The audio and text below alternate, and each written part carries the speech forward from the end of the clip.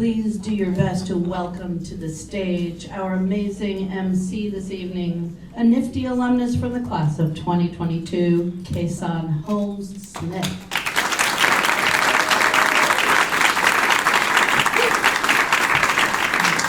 Hello everyone. How we feeling this afternoon? Good.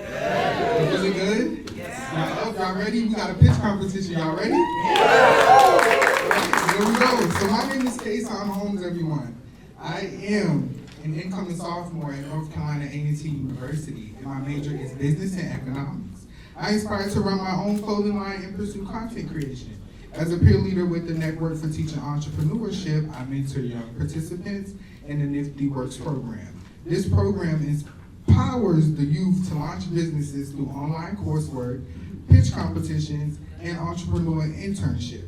My role has strengthened my business acumen and leadership skills, and I am committed to leveraging my education and experience to achieve my professional goals in fashion and digital content creation. And I'm very, very, very excited to be your MC for tonight.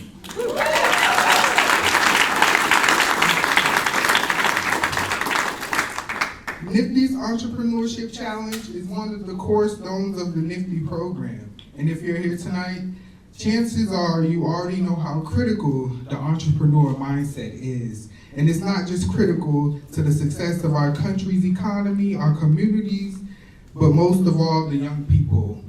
NFTE knows that preparing students to be career ready and future focused as learners, entrepreneurs, and engaged employees will help us recognize opportunities in the face of obstacles. The entrepreneur mindset that is ignited first by the NFTE educators places us on a path of discovery and achievement, causing a ripple effect that positively impacts everyone. That's what this year's young competitors and their dreams represent. Whatever path brought you here today, know that you have the power to transform lives of young people through entrepreneurship. Just like the support of our generous sponsors, NFTE is incredibly grateful to all our sponsors, so let's begin by giving a warm round of applause to our generous host of this evening's event, Silicon Valley Bank.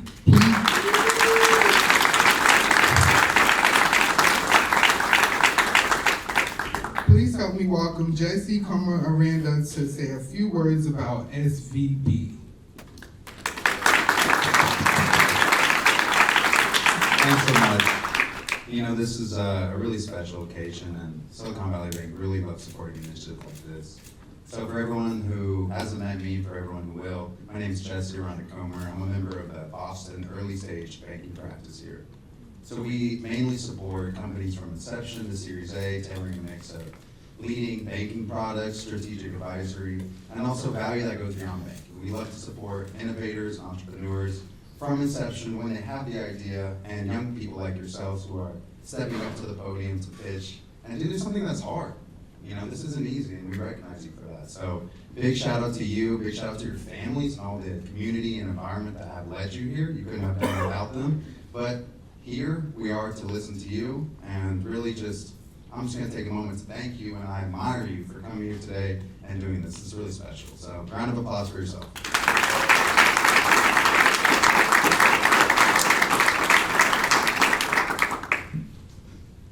Thank you so much, Jesse and Silicon Valley Bank. Next, we want to especially recognize the support of our sponsors of this challenge, including our presenting sponsors, EY and Santander, and also our associate sponsors, the City Foundation, PayPal, Shopify, and Eastern Bank. Thank you for making this event possible. We'd also like to thank the wonderful NFTE educators and school partners, as well as business coaches, classroom volunteers, judges, families, and the friends that provide the support, advice, and encouragement to our NFTE students. The support does not go unnoticed. And finally, this event and all we do would not be possible without the commitment, guidance, and support from the members of the New England Advisory Board, whom you'll find listed in the program. Please join me in recognizing all these invaluable contributors to our NFTE community.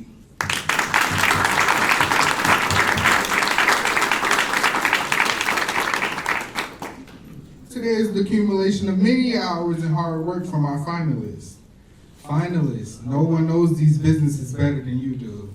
And we can't wait to hear your pitch, truly. But before we begin, take a deep breath with me.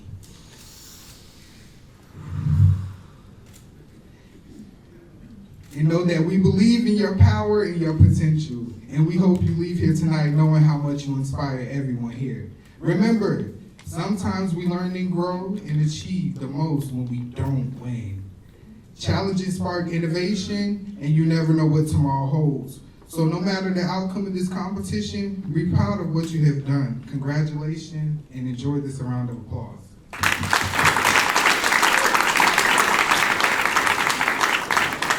Y'all ready? Yeah. Y'all ready? Yeah. All right. To judge this challenge, we have an esteemed panel of experts who volunteered their time. Help me please welcome Vice President of Global Field Effectiveness at Zora, Jill Dergrossi.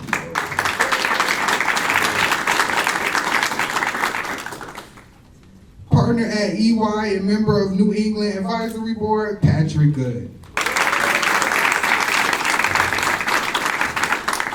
Senior Vice President and District Executive Director of the Boston Metro at Santander Bank, Sharon Keeley.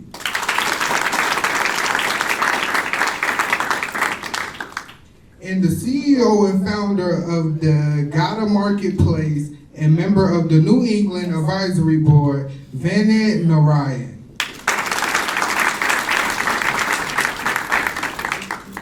Judges, thank you so much for sharing your time and expertise. We know our finalists will truly impress you, and we do not envy your job tonight. Now, for a brief review of the rules, each presenter will have exactly 7 minutes to present their pitch decks to the judges. Our timer will show a green card when there's 5 minutes left, a yellow card when there's only 1 minute remaining. If times expire before they finish, a red card will be shown and the bell tone will be rung.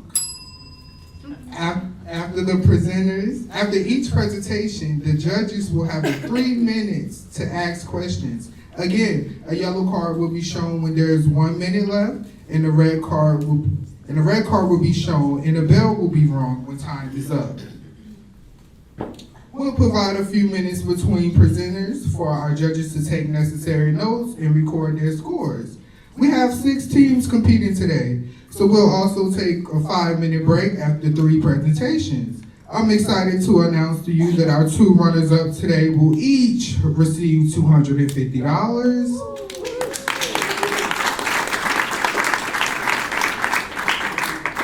Our second place winners will receive $1,000. And our first place winner will take home $1,500.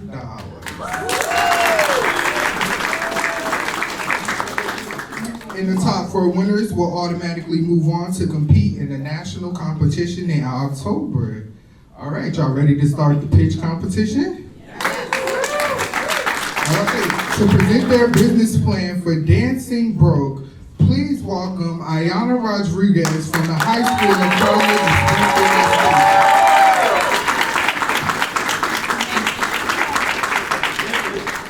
Good evening, everyone. Today I will be presenting you Dancing Broke by Ayana Rodriguez. Dancing Broke is a studio for students who can't afford and want to improve on their dance style. Today I will be presenting you, right now I will be presenting you my work as a dancer. Hey, are you really a hot boy? Oh, tell me. What's your name? 'Cause I'm impressed. Can you treat me good? I'll settle for less. You a hot boy, rock boy, fun toy, block boy. Say what? Baby, you got what I want. Cause y'all be driving Lexus Jeeps and the Benz Jeeps and the Lincoln Jeeps, nothing cheaper. Got the black wings up.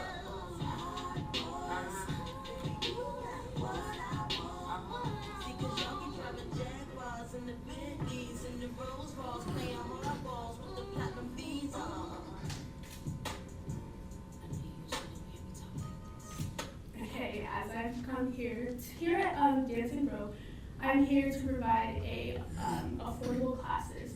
As I've gone into the dancing programs this year, I've noticed that competitions and classes have continued to rise in price, and that it is so expensive that I have to pay out of my own pocket for dancing.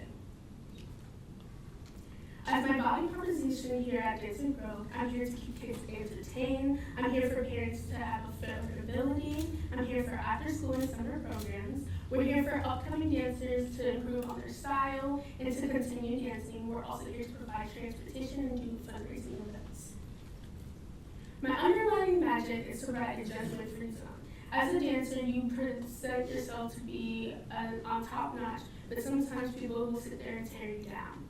I'm here to give everybody a chance. I'm making dancing affordable, and I'm offering every type of style. For here as my target audience, I'm here for kids 4 through 18, for 18 plus classes. We're here for low-income communities, and I'm here for kids who want to improve, as I said before. We're also here for online classes, just in case people can't make it or want to dance in the comfort of their own home. My marketing plan here is for students, for my studio to be on all social media platforms, for us to create posters and signs all over my city, and for fundraising events. My competitive analysis is here at Dancing Grove. We're here to provide every dance style. We're inexpensive, and we're also here to provide transportation. As I show you here, the studios at my hometown, Springfield, Mass., they don't simply provide transportation. They're continuing to rise in price, and not a lot of dance studios provide every style. As my cost structure here, for 1 hour class, I want to do $10 for 20 kids. For 20 kids, after $10 has proceeded, we would continue with the price $200. Within the $200, I would like to break it down with the labor cost of an elite member and a junior member, which would cost the elite teacher would be $20 an hour, and the junior teacher would be $15. As our monthly expenses here, we have a total of $3,050, and it'll be 19 classes a month. We also broke it down in our rent and utilities in our phone. My qualifications, as you can see here, I've been dancing since I was 2 years old, and that's me right there in the corner. I have been in and out of each dance studio, and I want to grasp the interest of everybody's type of dance style, and here to provide everybody a different type of safe place for their home. I'm also NFTE certified. I'm currently a student at High School of Commerce. I also do dance and compete currently at Youthful Expressions in my hometown, Springfield. As I attend college, I do proceed to continue my journey with my business. I want to start classes for free and then upbuild my network. Thank you.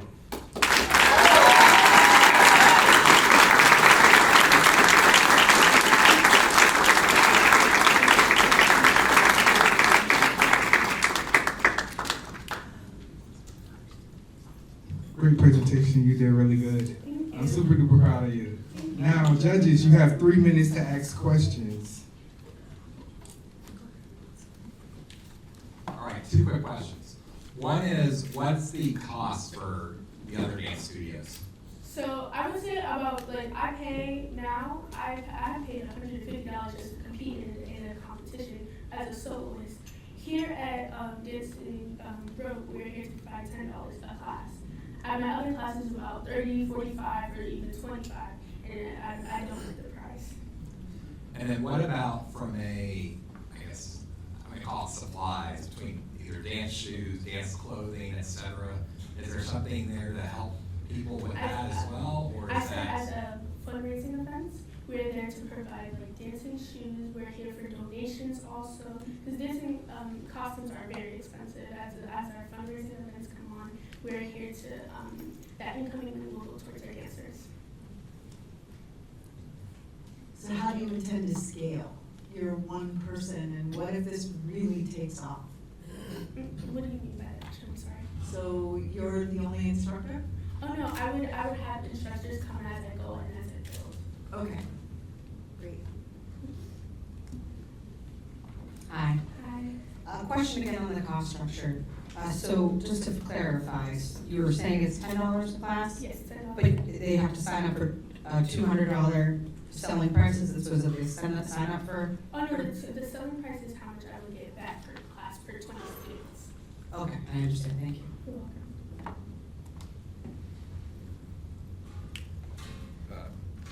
great concept. I love the mission. One of the things that go back to the question about scaling. Can you hear me now? Just push it, hold it. All right, I've paused the time. We want to.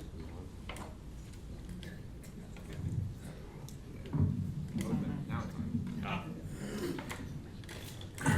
on. Just wanted to understand, back to the question about scaling. Since you're trying to do this in an affordable way, which is great, it's a great mission, you're probably gonna make a little less margin than competition, so have you thought through that and as how much you will need to or want to grow this to make it a profitable business? I'm sorry, I have not thought through that yet. I'm looking into it as I go. Okay, great. All right, and then from a marketing perspective, what types of costs would you incur for that? Marketing, publicity, to get people to know about the classes and be able to sign up for them, et I would cetera. love to post it on social media. I'm starting with online classes, of course, and start to build with showing it on social media, doing posters, people, of course.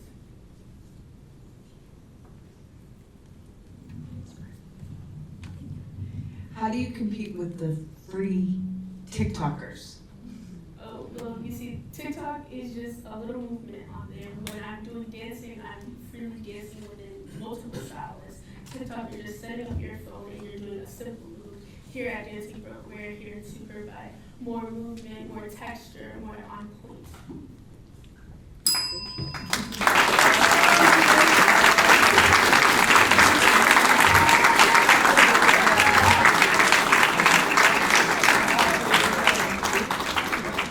And we'll now give our judges one moment to jot their scores down.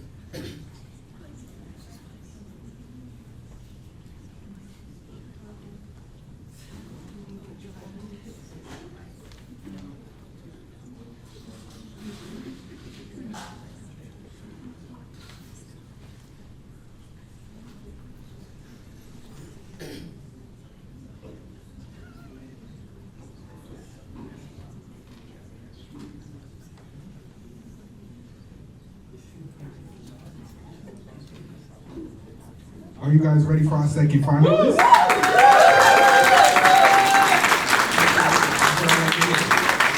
for our second finalist, presenting their business plan from Radiant Rise Clock, please welcome Xander Farah from Bedford High School.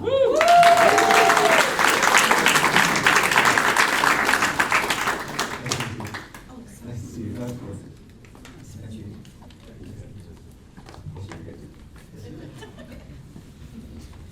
Alright, by show of hands, who here has a hard time getting out of bed in the morning?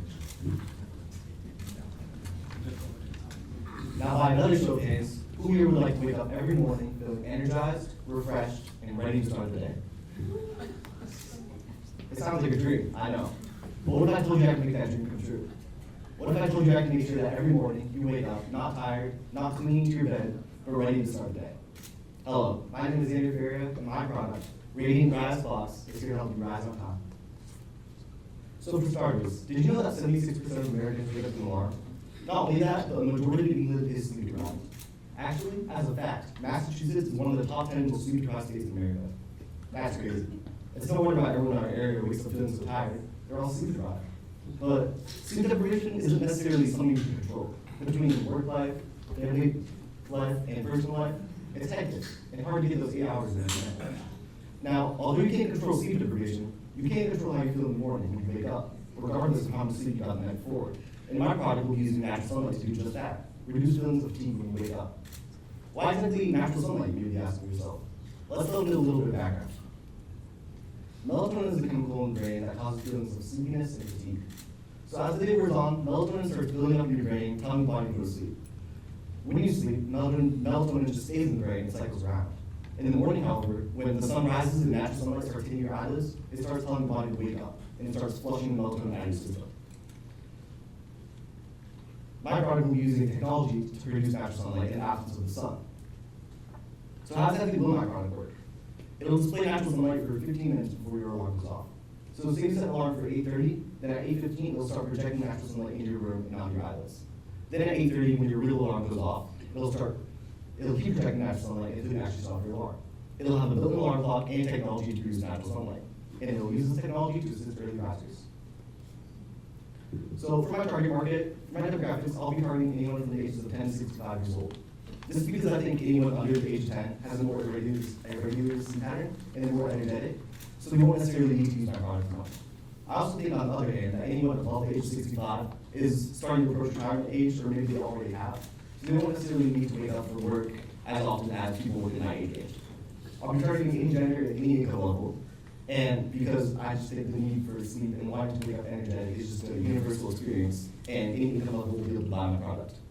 Now, although I just said the need for my product will be universal, I want to stay in New England for at least my first year of business, and then as I become more experienced, I'd like to expand my business across the nation and across the world. For my psychographics, I'll be targeting early risers, but not necessarily morning people, because I think morning people are given that term because they're adjusted to waking up early and they like it, I guess. And now, for my buying patterns, customers will only have to buy it once. It's not going to break down or stop functioning unless you start throwing it, so please don't do that. Now, for my actual target market size, the entirety of New England is 14.85 million people. Now, the amount of people in New England that are 10 to 65 years old reduced my market size down to 7.4 million people.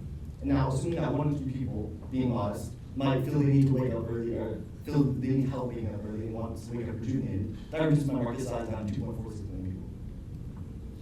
Now, for my marketing plan, I'll be advertising online on websites such as social media, like Instagram, Twitter, etc. And my goal is to be thousands of viewers viewing my product weekly. When it comes to actually purchasing our product, customers will also be buying it online on websites such as Amazon, which I think is a very safe and reliable shipping website. And my goal would be that 20% of viewers who see my product on Amazon actually commit and go ahead and buy my product. Now, when it comes to actually retention of my product, I think the constant promotions online and just the overall uniqueness of my product will lead to sticking in the brains of potential customers. And my goals would be that sticking in their brains will lead to them eventually folding over and buying my product. So my two main competitors are Very Loose Happy Light Lux and Phil's Smart Sleep Wake Up Light. So a factor that definitely different my business from these two businesses are my combination of both natural sunlight and alarm clock aspects. So Very Loose Happy Light Lux does use natural sunlight, but it's not related to alarm clocks in any way. It's more just that when you're feeling tired, you'll turn it on and it'll start waking you up. I've seen people put it in their bathrooms in the morning when they're brushing their teeth to help them wake up. Now, Phil's Smart Sleep Wake Up Light, on the other hand, does not use natural sunlight, but it is heavily related to alarm clocks. So when you set the alarm clock in the morning, it wakes you up using the warm, bright light. I think it has white noise settings too, but my product uses the best factors of both of these businesses and combines it into a unique business. So my qualifications, I took an entrepreneurship course at my high school in Bedford High. I have time management skills from taking many AP courses. I have critical thinking abilities. I'm hardworking. I'm disciplined. I have lots of experience with early rising. And I actually wrote a research paper on how brain chemicals impact the body. So for my definition of 1 unit, it would be 1 natural sunlight that I sold. I'd be selling it at $40 a unit, and it would take $10 to get to the cost of getting sold. So in total, I would have a contribution margin of $30 per unit. My total variable material expenses would be $10, and my fixed monthly expenses would be $110, adding up to my monthly break-even units, which I have to sell 40 units a month to break even. So for my current status and future plans, my projected profits are $8,570 for my first year, And my future plans would be more advertising. I think with a year of experience advertising under my belt, I'll be able to properly advertise my business, and I think that's the most important thing, to selling more and having higher production plans, which will overall lead to higher profit. So that concludes my presentation, and I'd just like to take the time to thank you for your consideration of rating Rise Plus. You've heard of Rise and Shine, but my product allows you to do just that and rise in time.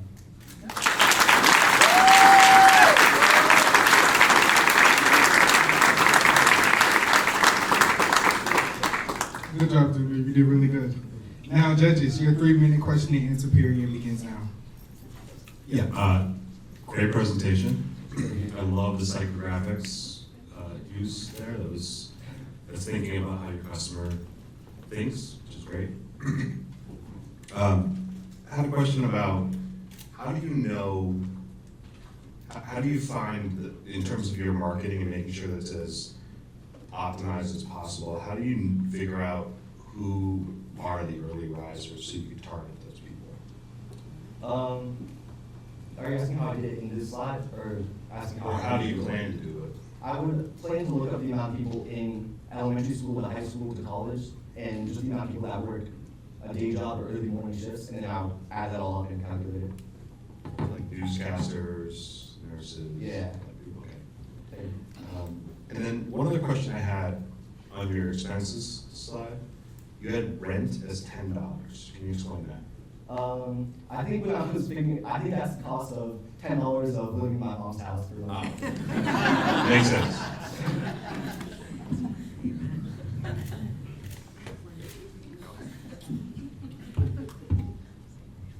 So all of the places that you plan to advertise are extremely expensive.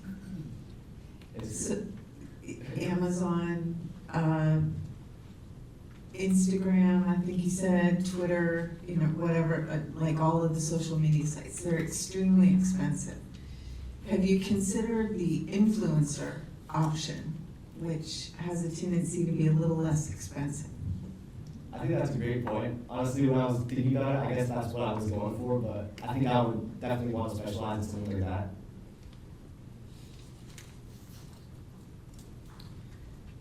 So for your actual product, what do you intend it to look like? How does it charge?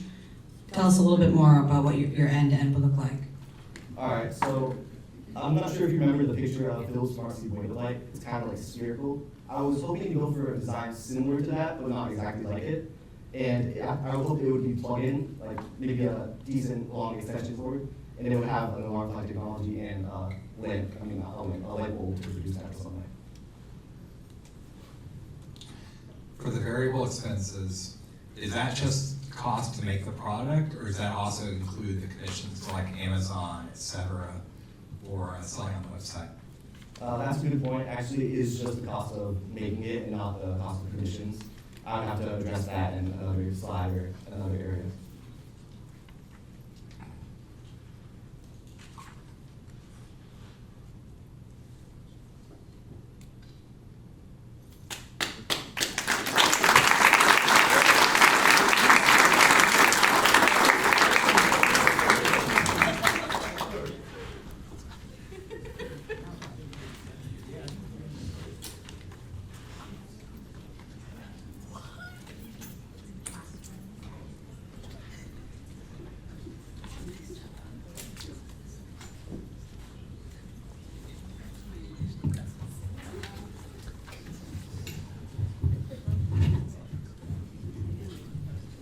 We'll give the judges one more second to finish jotting down their scores.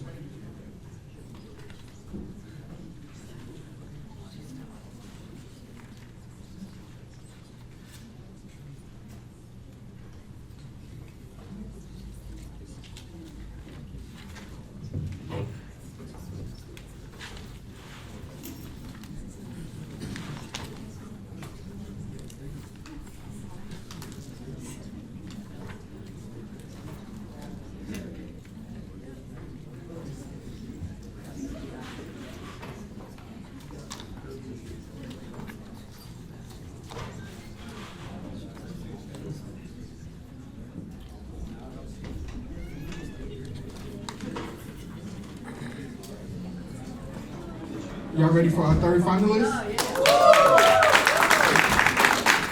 for our third finalist, presenting their business plan for a comfy fix, please welcome Miguel Aries from Gear Up. Miguel will be presenting in Spanish with translation provided by Maria P. They will have 14 minutes to present and 6 minutes for Q&A.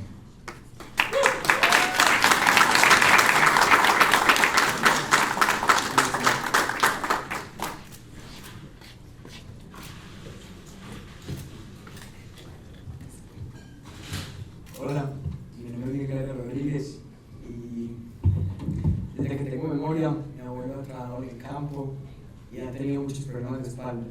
Y normalmente todas las personas que he conocido actualmente han tenido problemas de espalda y eso me inspiró a hacer conflicts.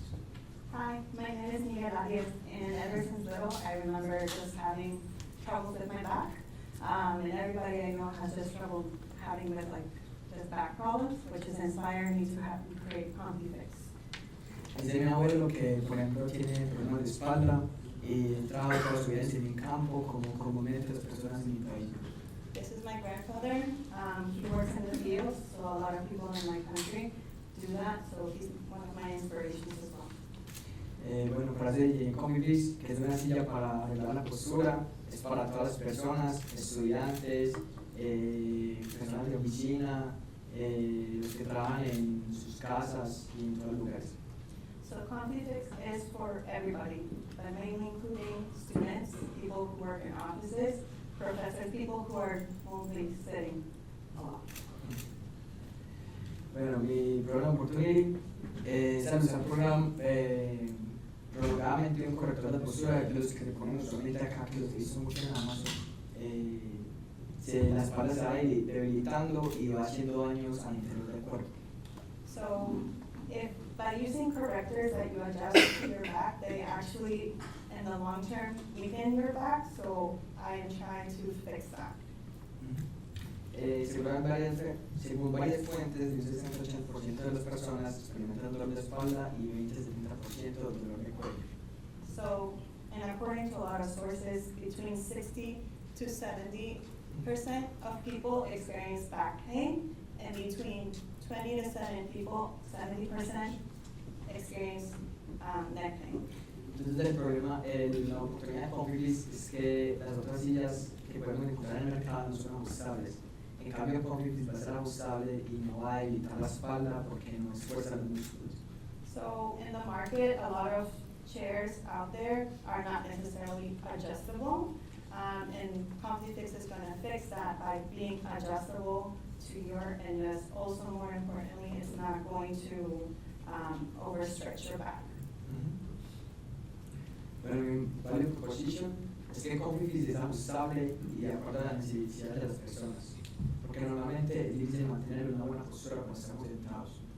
La pueden utilizar todas las personas con diferentes necesidades y evitar la cifosis, que es una enfermedad con la espalda, un problema muy serio.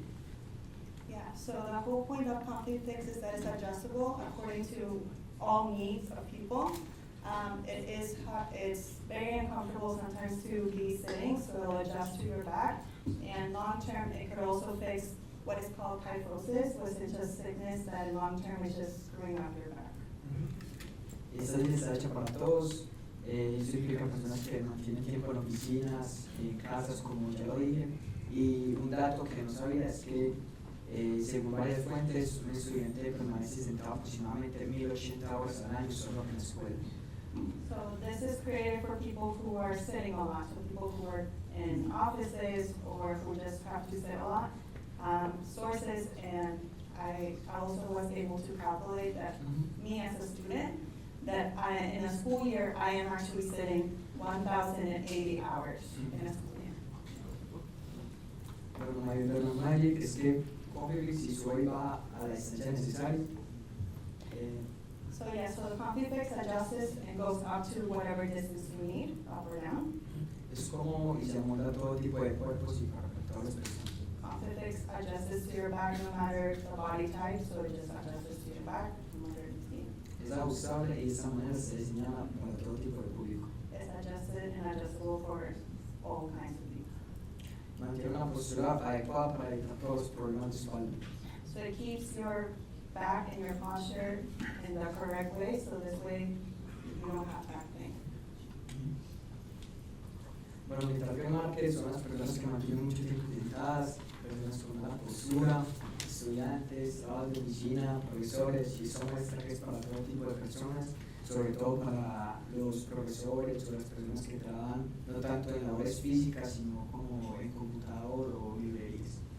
Yeah, so this is the target market are people who have back pain, also people who are sitting a long time. So examples, people who are working computers, or just professors as well. Bueno, mi marketing plan es anunciar la silla a través de las redes sociales, hacer ofertas a las que le puedan interesar a las personas, sobre todo venderlas a colegios, empresas, y hacer un perfil en cada red social y ofertas a escuelas y organizaciones como te había dicho. Yeah, so the main way I'm gonna do it is by promoting on social media, all social media actually, and just like also promoting like actual through the offer ups up there. And I'm also gonna give a priority to like schools, and also just companies. Bueno, mi compañero de análisis sobre estas tres empresas, la primera es muy difícil de configurar, las correas se agitan mucho y es muy complicado para la espalda para mostrar el producto. So these are my three competitors. The first one, it's just very hard to adjust to put on. The straps that you put on are just very hard to do, and it's just straight up uncomfortable. El segundo es como muy cómodo y ligero, pero es bastante costoso y no sirve para la gente que se va a sentar en una silla o mantiene mucho tiempo sentada. So the second one, it is comfortable and light, but it's actually one, very expensive, and two, it's not really well designed for sitting. Y la tercera alivia naturalmente el dolor de espalda y es buena, pero es muy pequeño y solo sirve para los niños y no para los adultos. The third one actually does like naturally fix pain for back pain, but it's very small and it's actually only designed for children. Bueno, mi qualification es el primer lugar en NFT Summer Program en 2023. También soy estudiante de Kilo y estoy motivado porque me duele la espalda y me han dicho que soy amable, alegre y dedicado. So why am I qualified? I got first place in NFTE summer in Boston. I am a Gear Up student, and I experienced back pain myself. And a lot of people call me on it, and people call me kind, happy, and dedicated. Bueno, my course instructor son 20 sillas, es una unidad. El precio va a ser $1.350 porque son 20 sillas para colegios, organizaciones, como ya dije. Y para hacer break-even necesito venderlo 4 veces. So my unit is 20 chairs, so it is 1,350. Again, 20 chairs is one unit, and I need to sell 4 units in order to break even. Bueno, mi future plan es empezar con la silla, como dije, con bifis, después hacerla como que se pueda cerrar y llevar a cualquier lugar, a canchas, a lo que quieras, y va a seguir corriendo tu postura en la espalda. So right now, currently, I have the chair, but in the future, I would like to create a portable version of that, one that could even go in your backpack. Yeah, just comments. Thank you for listening.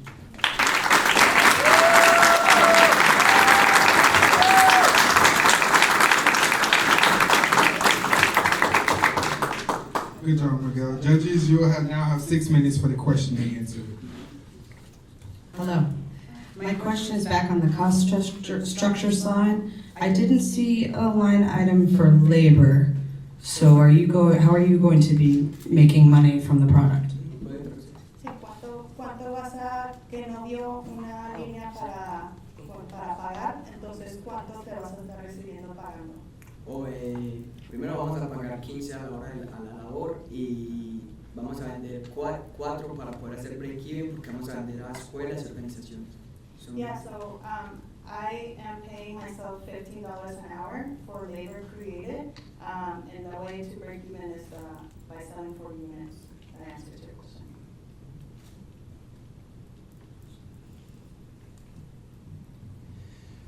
what is your target market? Is it individuals? Is it businesses? Is it schools? Bueno, primero vamos a empezar con las escuelas, organizaciones, las personas que les interesen comprarla, las vamos a vender y cuando tengamos lo suficiente vamos a expandir la empresa hacia más lugares que necesiten la silla. Empezando, solo vamos a empezar con escuelas, bibliotecas y queremos priorizar la silla en esos lugares. So my priority is schools and libraries. Once I do well then I would move on to companies. And if I recall correctly, a lot of it was social media from a marketing perspective. Is that really where schools, libraries, et cetera, go to find products, or are they more direct contact? Puse social media porque también queremos venderla individualmente y queremos hacer ruido para que la gente lo escuche y ofrezcan a las escuelas y todo eso, pero también queremos comunicarle a las escuelas y a las bibliotecas sobre la silla, los beneficios que tiene para que la compren y así prioricen la silla en las empresas. So, yes, my priority is, the reason I want to do social media is just to create like a sensation, and also just for even the students themselves to advocate for it, but obviously, but in the long term, I would also like to sell them individually just for the sake of this. I did 28 chairs as a unit. Yeah, great job. My question is sort of a follow-up to Patrick's. I was trying to understand do you know what the traditional distribution model is for schools to purchase chairs? And if school already has chairs, do you have any plans for how to convince them to get rid of their chairs and buy your chairs? Sí, como en el slide que dije, mucho por ciento de las personas de América tienen problemas de espalda, sobre todo estudiantes que mantienen sentados en la silla en el colegio, entonces queremos decirle a los colegios que normalmente las sillas de los colegios están muy malas y casi no sirven para correr la espalda, y muchos estudiantes sufren de este problema, entonces por eso me vino la idea de hacer eso. My idea is to go to the schools directly and just say, your chairs are not good. And hopefully convince them, otherwise saying, that mine is better.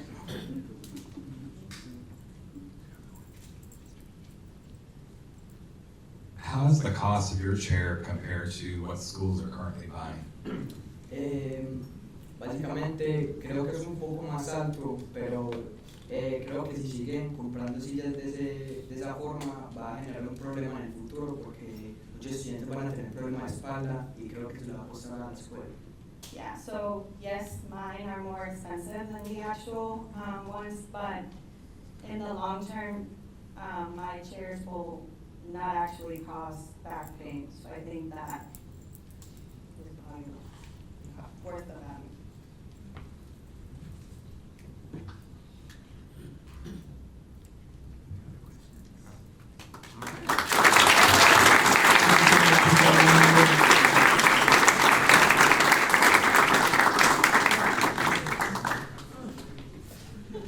Take a 5-minute break to allow judges to catch up on their scoring and to give everyone a chance to grab more food and drinks. Don't go farther, we'll be right back. Welcome back, everyone. Everybody ready to dig back into our pitch competition?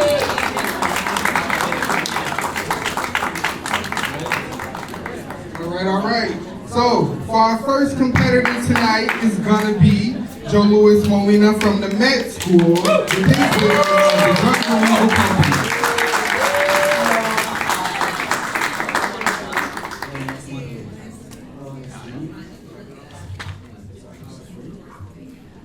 Nice to meet you. Thank you.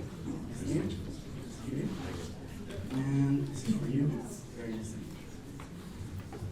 Hello, judges. My name is Joe Louis Molina, and I'm the CEO and founder of That Junk Removal Company. And today, I'm here to talk to you about trash. It likely comes as no surprise that here in the United States and around the world, trash is big business. The global waste disposal industry weighs in at over $1.3 trillion each year. On average, Americans spend over $80 billion getting rid of their unwanted garbage. That's more than the revenues of the NFL, MLB, NBA, Netflix, and Hollywood combined. If that doesn't prove that one man's trash is really another man's treasure, what does? And here at that Removal Company, I'm happy to say that we're part of this growing and profitable industry. So what is that junk removal company? That junk removal company is a junk removal company servicing the state of Rhode Island. We're fully insured and bonded. Now, what is our underlying magic? The first Sunday of every month, me and a team of volunteers go out to neighborhoods and pick up trash to beautify our community. It's unfortunate that not everyone has the same outlook on garbage that I do. So I created this video to show you all just what trash means to me.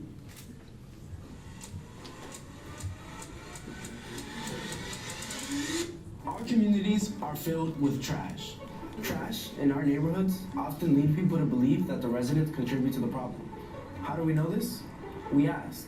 When you think about garbage in our communities, what does it make you think about? I think that people don't really care about the community. People sometimes just don't care. They have trash, they go to just throw it on the floor. I think about how it's polluting the environment. Think about rats. Why do we have rat infestations all over the city of Providence? When I think of garbage in the community, actually I think it's sad. What does it make you think about the people who live there? It makes me think they could be doing a better job caring about themselves and the people around them. It makes me sad that we live in this environment. I'm judging the city because they're not doing their job.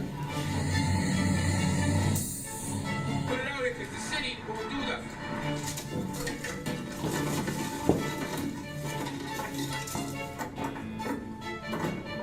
We do our part, but I'm afraid we could be doing more. As of right now, I'm doing junk removals the first Sunday of every month with my team. What I plan to do is shift that, go out into the community every single Sunday. And to do that, I need a bigger truck and a bigger team. And I think you can make that possible for me. What's your first name? Joe Lewis. Joe Lewis. Yes, sir. Just like the boxer. Just like the boxer. Okay, Joe. I'm gonna pass this card around. I got a feeling somebody's gonna call you. I appreciate that. Okay. Thanks a lot, sir. So who will help us fulfill this bold mission? This is our target market. We're going to target construction company owners, typically men from ages 30 to 60 who own their own companies. Next, we'll target realtors, typically men and women from ages 25 to 55 who sell more than 5 houses per year. Next is homeowners with disposable income who hire companies for third-party services such as power washing, fall and spring cleanup, snow plowing, and last but not least, junk removal.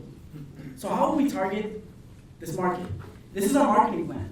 We'll go to networking events 1 to twice a week and talk to potential customers, telling our story, letting everyone know what we do. Next is cold calling. I'll open up a phone book and call 2 businesses in the local area who could potentially use our junk removal services. And of course, referrals. Anytime we do a job for a customer, we encourage referrals. Tell a friend, a family member, a coworker, even offering discounted services for future jobs we'll do for existing customers. Next is word of mouth. Everywhere I go, I'm talking about that junk removal company. That leads me into my next marketing strategy, my marketing materials, wearing shirts, hoodies, postages all over the city of Rhode Island, the state of Rhode Island, excuse me. On telephone poles, coffee shops, flyers, posters, business cards, etc. And last but not least, our branded vehicle, a fully wrapped truck showcasing our services and letting everyone know what we do. Of course, the junk removal scene is not without competition. We're competing with huge guys like Waste Management and 1-800-GOT-JUNK. They're on national level. But of course, what differentiates them from us? They can't offer the personal connection to the customers that we can. With such a big customer base and such little customer service, it's impossible to have a relationship with all of your customers. There's smaller guys like J-Dog and Junk Kings who are great companies, but what sets us aside from them? They don't have a give back as significant as we do. So what makes us qualified? What makes me qualified to run that junk removal company? I'm mentored by the former Rhode Island Board of Realtors president. I have deep connections through my other company, Molina Management. I have a fully paid for truck, and next year I plan to go to college and study hard by night and work hard by day to make this beautiful mission possible. So this is our business model. One of our units of sale is 1 full truck of junk hauling, totaling $215. Our break-even units is 9 units we need to sell to break even. Cost of goods sold include labor, gas, and dump fees, and our monthly fixed expenses include insurance, cell phone, and marketing. So what are our future plans? Currently, we're cash flow positive, we have a paid-for truck, We have wonderful networking, we have repeated customers, and most importantly, our business is growing. So what are our future plans? I plan to expand the team from 3 to 10. I want to add 2 more trucks on the road. I plan to graduate from college, and I want to franchise my company. Most importantly, I want to become the nation's greenest junk hauler. With that being said, I want to thank you all for giving me the opportunity to come in front of you and present this beautiful idea. And now I'll answer any and all questions you have.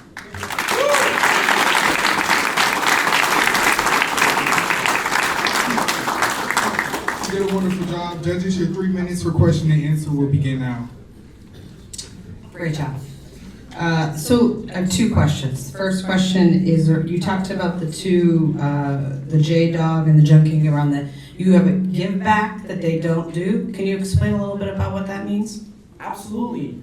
I did some research about J-Dog and Junkings, and all they do is donate to local charities. Although that's not something small, it's huge. But we actually go to the community and give students in my very own community the opportunity to go out and engage. At my high school, the Met High School, students need over 12 community service hours to graduate, and I supply those hours by employing some students from my high school to come join me. Thank you. And my second question is, I love that you want to become, in your future state, the nation's greenest junk hauler. How do you plan to do that? Yeah, so if you saw my video, as of right now, I'm doing junk removals out of my base model F-150, and I plan to shift that, which is part of the reason I'm here.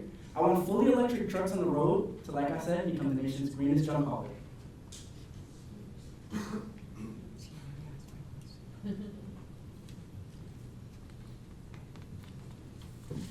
In the intro videos, there was a lot of discussion of basically what looks like garbage in the neighborhoods, Right. not actually houses. Right. How does that correlate with what you're driving here? Absolutely, and I'm glad you asked that. I'm gonna tell you a scenario that happened to me just the other day. So, with my cleanup, I live in the south part of Providence, and there's a place where you can take mattresses. You can take 2 for free every Saturday. And I had them in my backyard for my previous Sunday service. So I got a ticket from the city saying that I have to go to court and pay $250. Why should I have to pay for cleaning up my city? So I went there, and then the person next to me said, "Why are you here?" And I said, "Because the mattress is in my backyard." And they said the same thing. But what they said to me is that people have been illegally dumping garbage into her backyard, which is not fair. So it kind of ties into trafficking in the community and people illegally dumping garbage into her backyard and other people's backyards. Where do you take the junk? There's a central landfill in Cranston, Rhode Island, where I take all of my junk. That doesn't feel green to me. Right, well, there's really no other option. That's where all of the big companies go. I wish there was another alternative, but what we do is, like I said, we want to be the greenest junk hauler in the nation. So what I do is I separate all of my recyclable materials from all the waste, and I take the waste to the dump and the recyclable materials to the recyclable location. Thank you. Yeah. Great job, love the video, and I like the branding, it's very obvious what you do. When you're looking at the competition here, how are you priced competitively or comparatively to the others? Because at the end of the day, aren't people gonna still look at the price and make the determination? That's absolutely right. But what people care more about, well, I wouldn't say more about, but what people care equally about is the future of our planet and how their money is going to benefit their community and the future of their planet. These guys aren't the greenest, but what we plan to do is, like I said, I'm doing junk removals out of a base model F-150. The bet isn't too big. The more money I get, the harder I work, the more trucks I can get, the bigger the trucks I can get to buy more trucks and haul more junk. Good job, dude. We're going to give my judges 1 minute to jot down all their scores.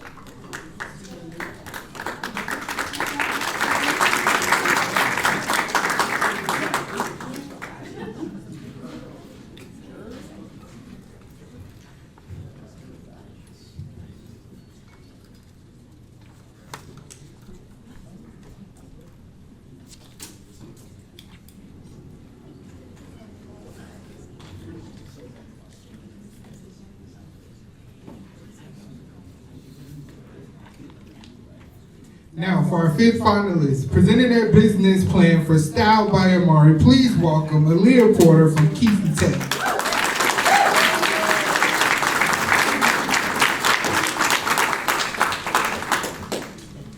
Hi, my name is Aaliyah Porter, and my business is Style by Marie.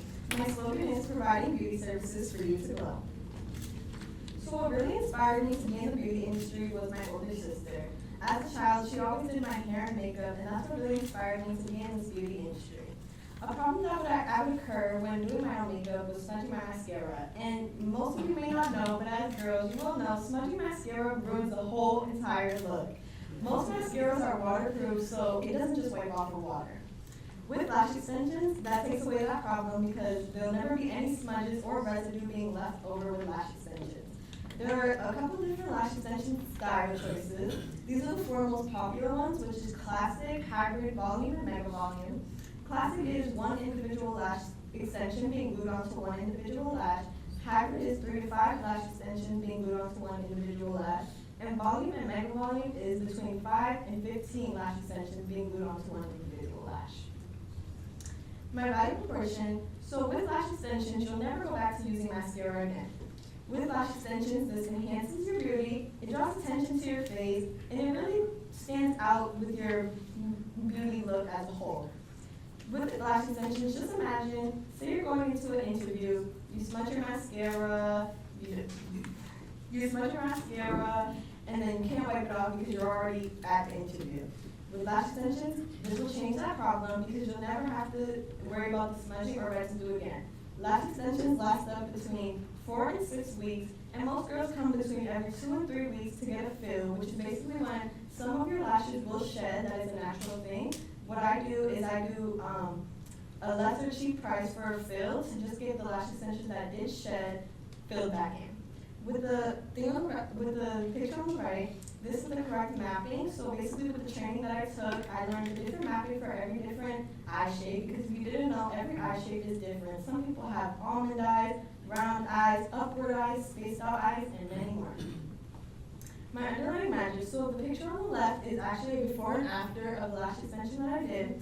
You can see her eyes are sort of downward turned, they're kind of almondy. What I did is I increased the enhancement on the outer corners and left the inner corners smaller just to bring her eyes more upward and to make them pop out more. With lash extensions, you're also laying down in a reclining chair with your eyes closed the entire time. So not many services or beauty services as a whole really allow you to do that. So that's one of my underlying magics. As well as when I'm doing lash extensions, it can be like a little semi-therapy session where we just talk about things, or client's choice, they can have a quiet session where they get their choice of music, and then it lasts between 4 and 6 weeks.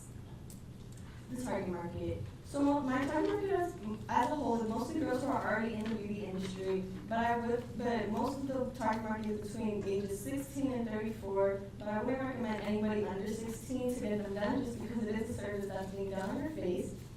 The global lash extension market as a whole was in 2020 was over $1 billion and is rapidly growing every single day. So it is 2024, so social media is a big influence in everybody's life.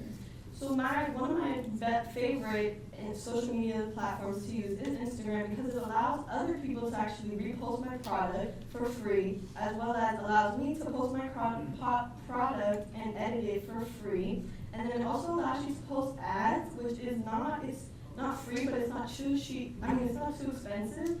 It's like $5 for like a week or like more depending on what ads you're trying to post. And then I also like to consult with my clients and make sure that we're both on the same page of the service that I'm providing and with the products and the products that I'm using. As well as I also do sell my own aftercare lash kits, which comes with a soap for the lashes because you have to take care of the lash extensions, a spoolie, a brush to wash the lashes, a gift card, and some little candy goodies. My competitive analysis, so there's over 2 million people that are already employed in the beauty industry as a whole. But something that I have is, unlike most beauty industries, lash extensions is the only industry that allows you to lie on your back with your eyes closed, basically sleeping the entire time.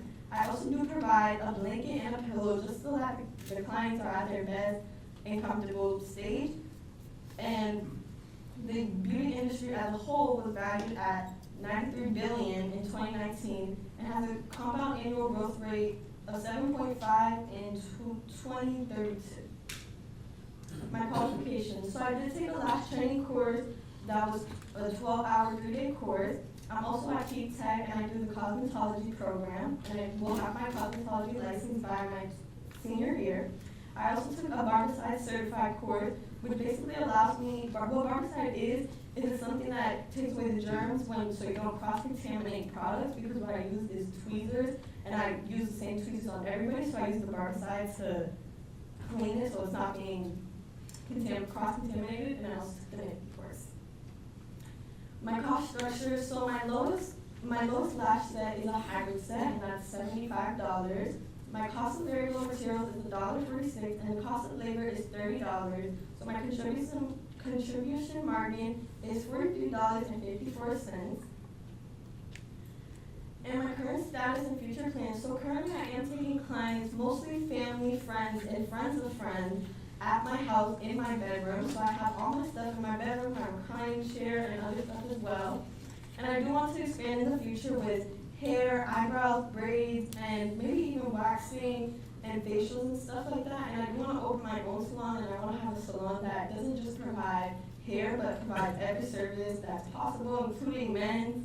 And I also want to be a trainer one day to train other women like me to be a beauty entrepreneur. Thank you, guys.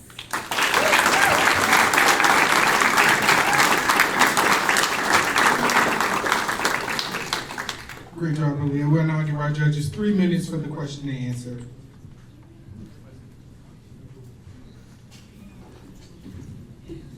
So do I understand it correctly, you're currently doing this in your own home? Yes, in my own home. What are your plans for taking that out of your home so that you can get more clients? So right now I'm living with my mom.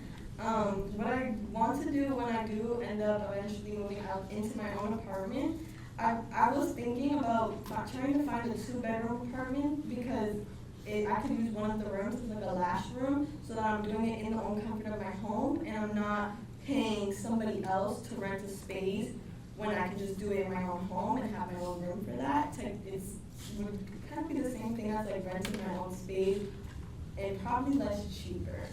Less cheaper. Sorry.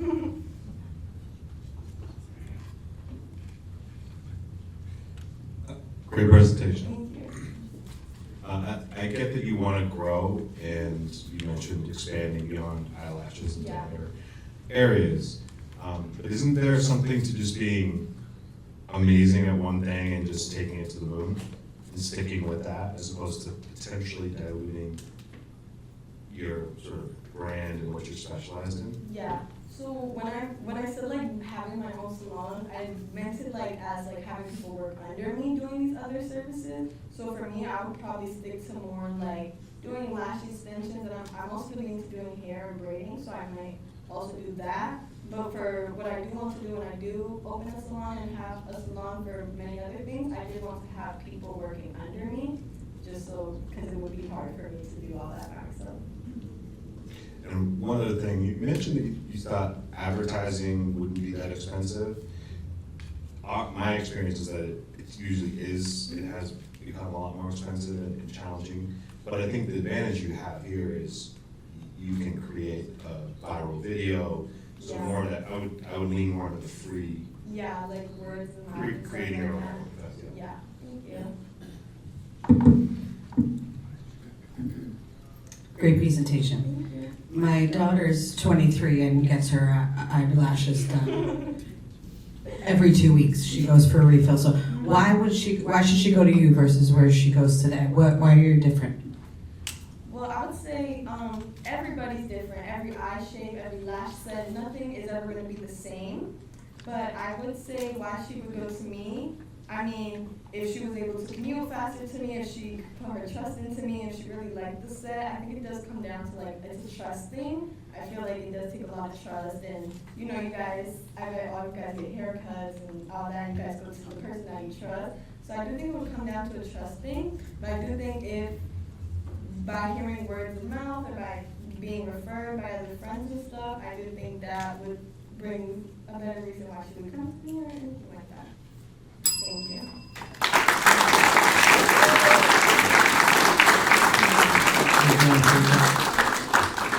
Judges, take this moment to finalize your scores.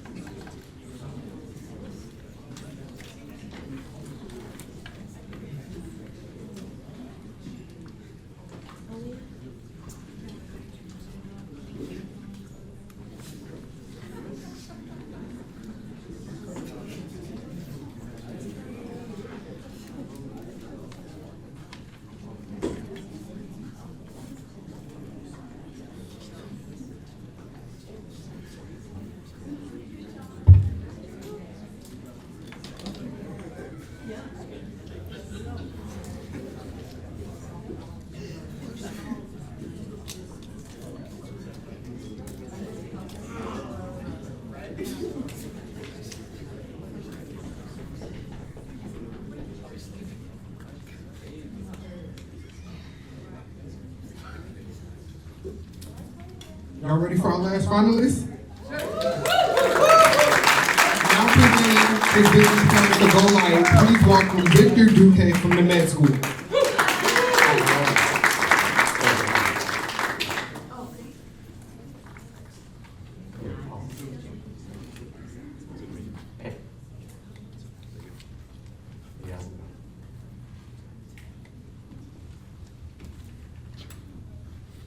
Hello, judges. I'm Victor Manuel, a health and fitness enthusiast dedicated to addressing a critical issue affecting millions across the nation: dehydration. Let me share a revealing truth. According to the National Institutes of Health, 75% of Americans face chronic dehydration, impacting their health. But here's the scary part: simply drinking water isn't enough to properly hydrate. That's because many of us don't have the right electrolyte balance inside ourselves to properly uptake water. Well, here at GoLake, we plan to solve that. GoLake is an electrolyte dispensing system designed to accompany existing water fountains or water filters to upgrade existing solutions to the next level of hydration. Being chronically dehydrated isn't just a matter of feeling thirsty. It's a serious health concern linked to several health issues, such as kidney problems, seizures, low blood pressure, dizziness, and confusion. But here's the thing: hydrating is not as simple as drinking regular water. In order to stay hydrated and healthy, we need electrolyte-rich water to ensure our cells have the right mix of minerals to achieve peak hydration. What are those minerals, you might ask? Sodium, calcium, potassium, magnesium, and chloride. And here at GoLake, we will build and install dispensers that provide those electrolytes. GoLake is an electrolyte dispensing system designed to accompany existing water fountains or water filters to upgrade existing solutions to the next level of hydration. GoLake is committed to transforming the way people hydrate, offering high-quality electrolytes that are both accessible and effective for a healthier, more active lifestyle. Now, let's explore underlying magic. Introducing the GoLake electrolyte solution. Our prototype embodies the essence of personalized hydration. Imagine a product that not only replenishes electrolytes, but also caters to individual preferences and needs. Equipped with smart dispenser technology, GoLake ensures precise and convenient dispensing with every use. Our product delivers a metered dose of 6 grams of electrolytes per 16 to 30 ounces of water dispensed. But convenience doesn't stop there. Our product features a sleek machine that makes it a perfect companion whether you're at the gym, office, or on the go. We also understand the importance of reducing single use of plastic bottles. That's why, with our eco-friendly design, you can hydrate sustainably, knowing you're making a positive impact on the environment. But perhaps most exciting of all, GoLake offers a variety of electrolyte flavors to suit every palate, ensuring hydration never feels like a chore. Our solution seamlessly integrates into your daily routine, ensuring hydration never feels like an afterthought. GoLake becomes more than just a hydration solution. It's a statement of commitment to a healthier lifestyle. Get ready to experience hydration like never before with GoLake. While our target consumer is health-conscious individuals, and fitness enthusiasts looking for convenient hydration options, our target customer will be corporate offices, medical buildings, gyms, and health and wellness facilities around New England who value their employees and clients and encourage them to live healthier lifestyles.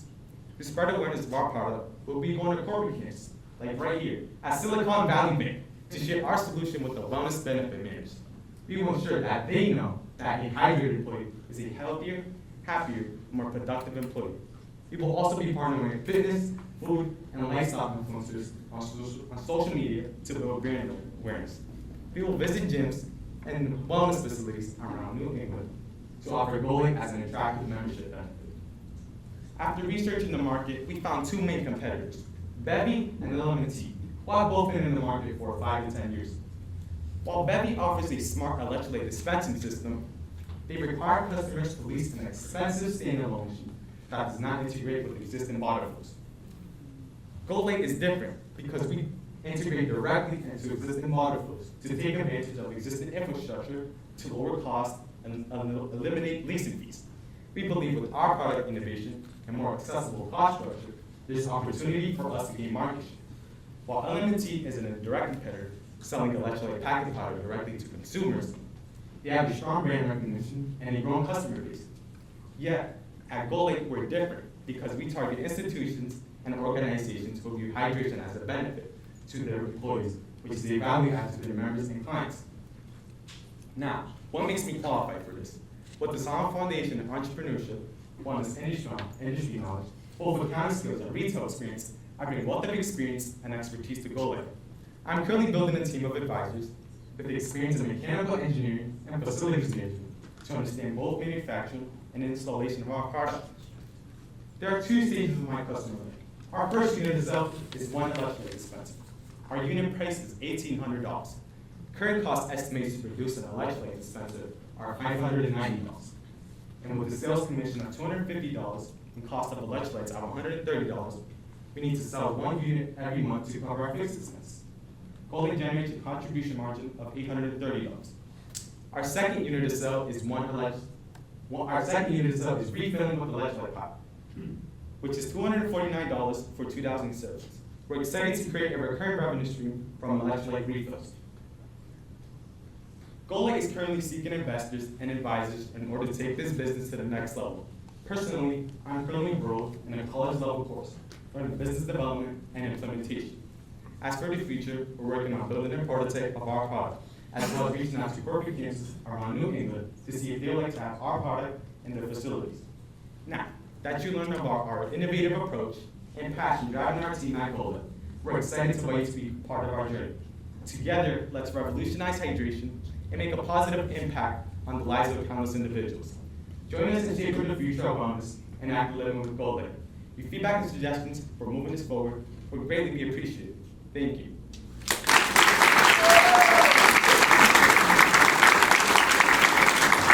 Great job, Victor, great job. Let's take the next 3 minutes for question and answer. Could you elaborate a little bit more on this smart technology integration and what you really mean by that? Yes, of course.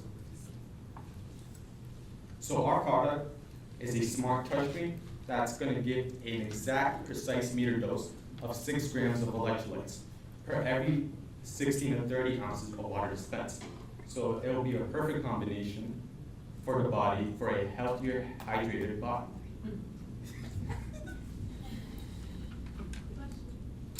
And I guess, does every person need 6, or is it, like say 6 for 16 to 30 ounces? Yes. So after researching, it's been clinically proven that 6 grams of electrolytes is a perfect combination for a 16 to 32 ounces of water to have the body hydrated.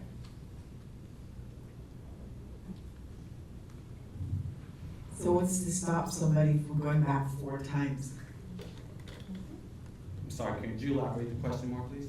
What's to stop somebody for over-electrolyting by going back to your machine 4 times during their workout like they do for water? That's a great question. I will look into that because I don't know the answer, but I will definitely find the answer to that question to help my business grow.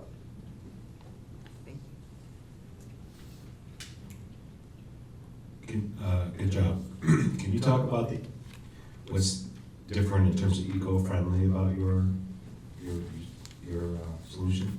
Yes, so we eliminate the need for companies to buy standalone machines. We integrate directly into existing water flows. So it's basically just an addition that goes right next to any water fountain. And we eliminate the use of plastic bottles. So for example, Powerade, Gatorade, they sell electrolyte powdered water in the water cups. And with my dispenser, it's just powder that comes out. There's no need to have one.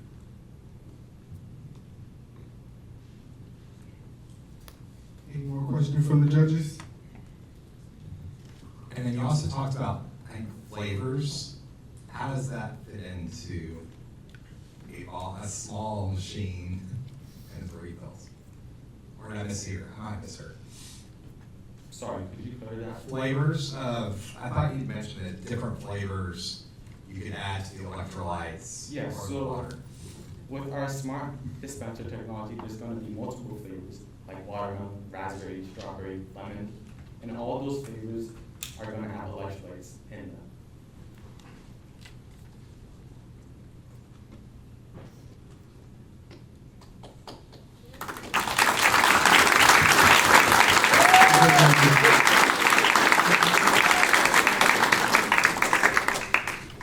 At this time, I'd like to ask the judges to collect their things so they can head off and finish scoring, deliberate, and determine who will be our top winner for today's competition. And let's give a last round of applause to all the student presenters. We definitely did fantastic.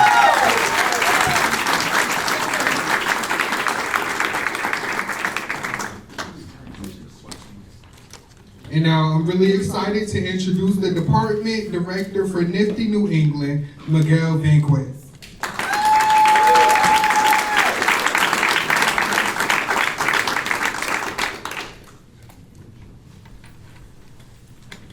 Thank you, Kason, for being here to MC our event tonight. So tonight we're privileged to recognize a few people who deserve special praise. We have the honor to select both an individual and a corporate volunteer of the year for our region each year, who then become eligible to be nominated for NFTE's National Volunteer of the Year Awards presented at the NFTE National Challenge in New York City this October. It is impossible to say too much about this year's Individual Volunteer of the Year and why he qualifies for this award. Not only has he been volunteering for NFTE New England for many years, but he himself is a NFTE alumnus of 1995. That's 28 years. Of course, I'm talking about Andy Bepath.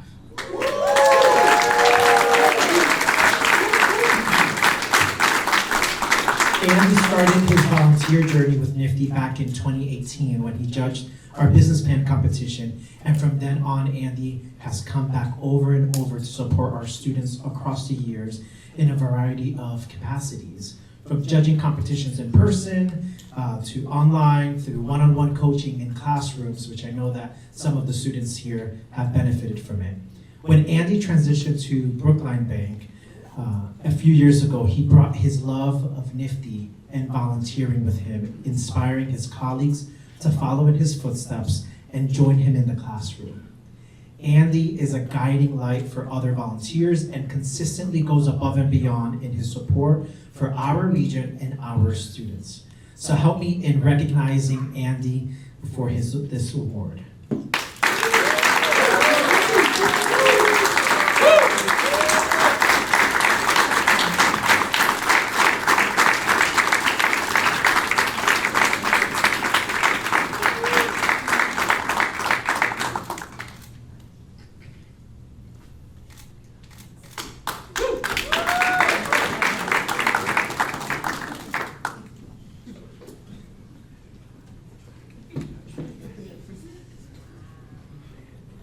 Well, first of all, thank you for allowing me to be here, but let's give a round of applause to these wonderful student presenters today.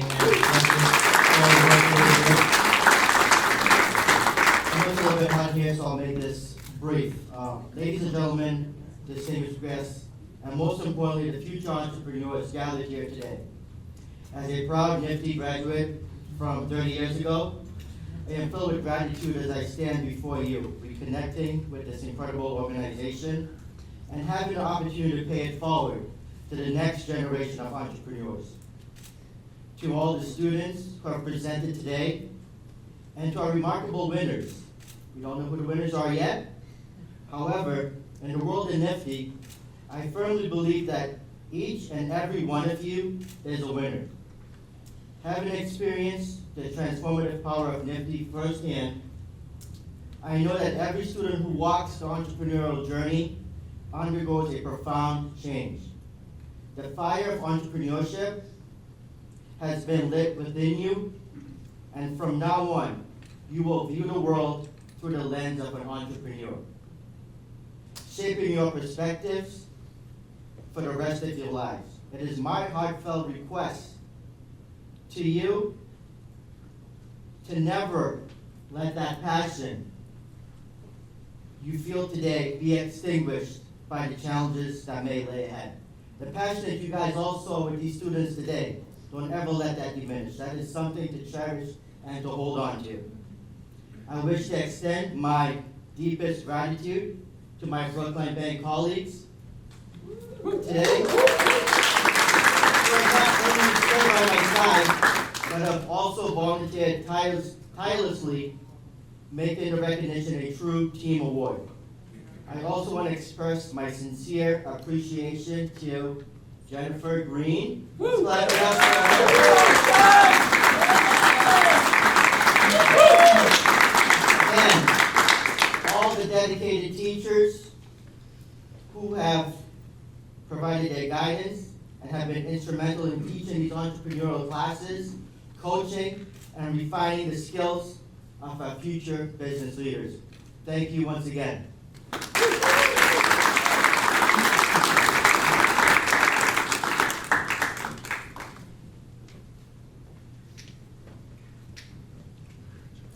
And second, it should come as no surprise that Citizens Bank is our corporate volunteer of the year.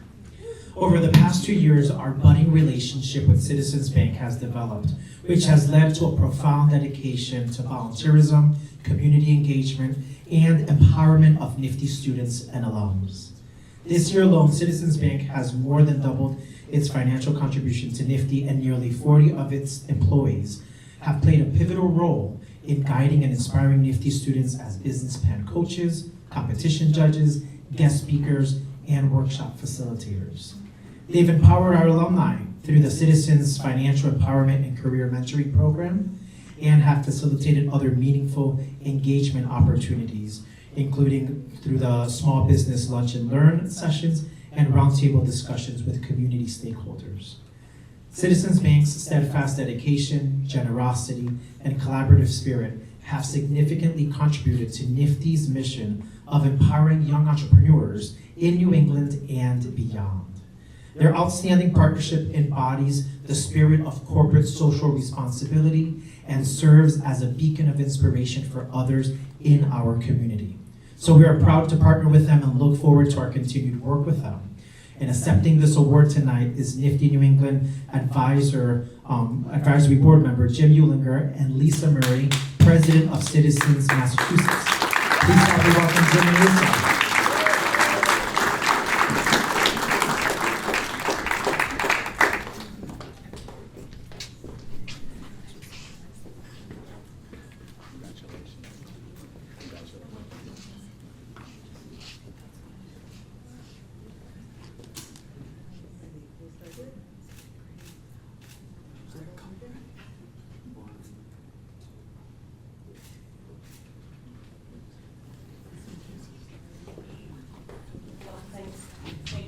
And good evening, everyone. Good evening. On behalf of Jim and myself and all of my colleagues at Citizens, we could not be more proud to get the 2024 NFTE Corporate Volunteer of the Year Award. Our sincerest gratitude to J.D. LaRock, Adama O'Day, and Mike Vasquez, and your dedicated team for awarding Citizens this impressive award. We are so proud to live up to your mission of igniting the entrepreneurial mindset with unique learning experiences that empower students to own their future. The vital work that you do is critical to reduce the opportunity gap for students coming from under-resourced communities. And something that is certainly very near and dear to my heart. NFTE students who are young women are able to make tremendous strides in entrepreneurial mindset, skill set that will allow them to compete and even exceed that of the men in the program and to accelerate gender diversity. This mindset is critical because entrepreneurs are the lifeblood of our economy out through Massachusetts and throughout the nation, and serve as job creators and placemakers in our downtowns. But they also reach communities that have not always benefited from the Commonwealth's robust economic vitality and serve an important role in access to economic opportunity. As citizens, we firmly believe in the power of community. We are helping communities reach new heights by advancing business growth and investing in community development and revitalization. Nobody, and I mean nobody, achieves anything alone, and in that spirit of collaboration, we strive to be there every step of the way, working alongside our community, partners, and customers, and help them achieve their goals. Jim?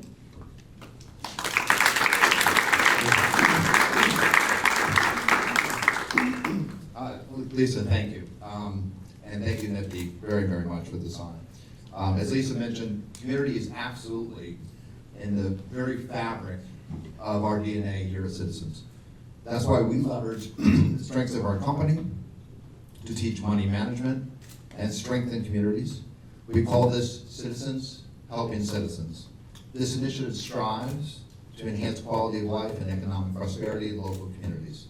And this year, the Citizens Helping Citizens Managed Money program is providing $420,000 to 13 organizations to improve the financial acumen of individuals and communities throughout Massachusetts, and $2.4 million to 137 partner organizations across our footprint. We are confident that our partnerships will positively impact the financial knowledge of thousands of individuals and help to improve the overall financial stability of our communities as a result. These efforts would not be possible without the tremendous team we have here at Citizens. Our skilled and passionate colleague volunteers teach financial literacy and empowerment workshops. They participate in mentorship opportunities. They provide support and volunteer income tax assistance and engage in board service in the communities where they live and where they work. In 2023, our colleagues volunteered more than 232,000 hours, helping to support more than 3,000 not-for-profit organizations through various causes, including financial empowerment, education programming, and workforce development training. Giving back is part of our credo. We help individuals gain new skills required for the jobs of today and for the future while making wise financial decisions.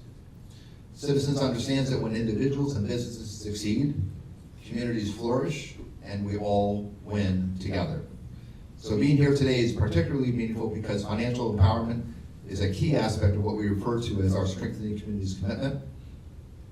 And for me, as Citizens colleague and a NFTE board member now for a number of years, it's very rewarding to see this holistic approach come to life like it has this evening here at NFTE.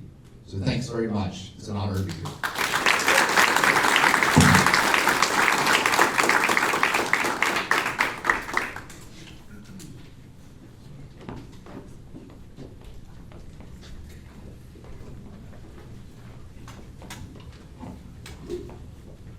So NFTE volunteers help our teachers and our youth in so many ways. And to learn more about how you can become involved with NFTE like Andy or Citizens Bank, don't forget to register before you leave. You can simply scan the QR code on the screen, or there's also some of the QR codes on the table tents in the back. Thank you. Before I begin, I want to just give a round of applause to my little brother, RMC, for tonight.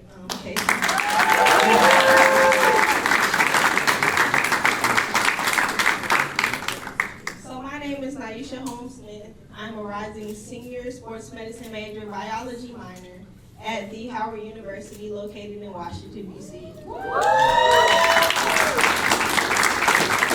currently serve as the Programs and Operations Intern network for teaching entrepreneurship with our Nifty Works program. I am so excited to have the opportunity to introduce our fireside chat this evening. Carol Folk is the CEO of Folk Diversity LLC and the author of the widely praised book, Success Through Diversity, Why the Most Inclusive Companies Will Win. She has been engaged by hundreds of organizations, serves on many boards, and was appointed by President Barack Obama as representative of the U.S. to the United Nations General Assembly. Among countless other achievements and recognitions, she has been named one of the 50 most influential Bostonians by Boston Business Journals and one of 21 most powerful people in Boston business by Boston Magazine, and happens to be a new member of Nifty's Board of Advisors. We are so excited to have her here tonight. Joining her is Nifty New England very own Regional Director, Adama Uday. Please welcome Adama and Kara Folk.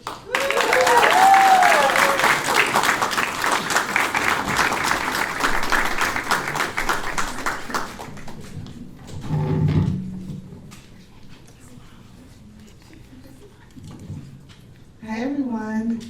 Hello.